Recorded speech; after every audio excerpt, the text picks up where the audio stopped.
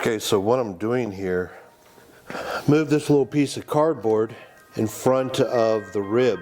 And what happens is, as I put the laser on it, parts of the laser don't show up because the rib has a curve on it. And so what I'm doing is I put that piece of cardboard and it gives me my laser again. So basically what I have is I can see the laser right here, and then I can see the laser on the piece of cardboard, but I can't see it down here. So by putting that cardboard there, I can kind of line it up. And then all I do is mark it where the rib's going to go on this side. And I move my piece of cardboard to this one.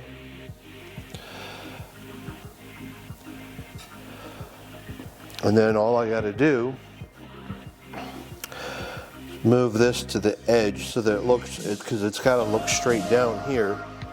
And I come across here. Now this one I've got to turn just a bit.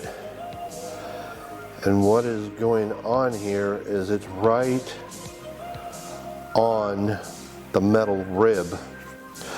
So this is where it's at, lined up. This rib here and this rib here are counteracting. So what I'll do is I'll put this rib into here as close to this as I possibly can, but still be able to varnish it. Having it on a piece of wood, it's easier to manipulate. It's easier to turn. Whereas if you're just trying to turn this little box, you move too much. So by having it on just a piece of wood, I can put it where I need it. And then I mark my... Okay, so I come over here, and what I'm going to do is I'm going to move this right to here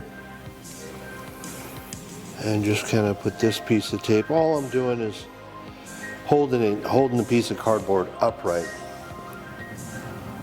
As you can see,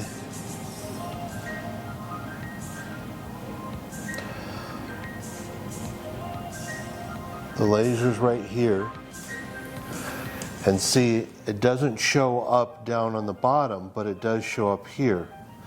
And now I have my laser there, and I have it down here. So now I can mark this and then put my ribs as close as I possibly can to this mark.